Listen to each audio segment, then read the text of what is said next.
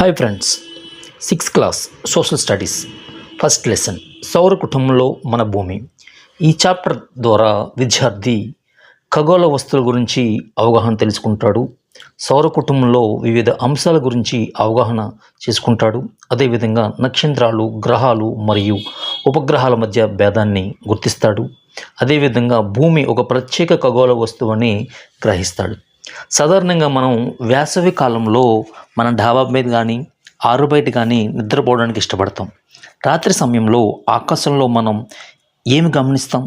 ఆకాశం మొత్తం మెరిసే వస్తువులతో కనిపిస్తుంది. ఈ మెరిసే వస్తువులతో పాటు మనం చంద్రుని కూడా చాలా రోజులు చూడవచ్చు. వీటి గురించి మనం తెలుసుకుందాం. పగటిపూట మనం చంద్రుడిని ప్రకాశవంతమైన చిన్న వస్తువులను ఎందుకు చూడలేమని మీకు ఆశ్చర్యం కలిగి ఉండొచ్చు, అవునా కదా? సూర్యుని యొక్క చాలా ప్రకాశవంతమైన కాంతి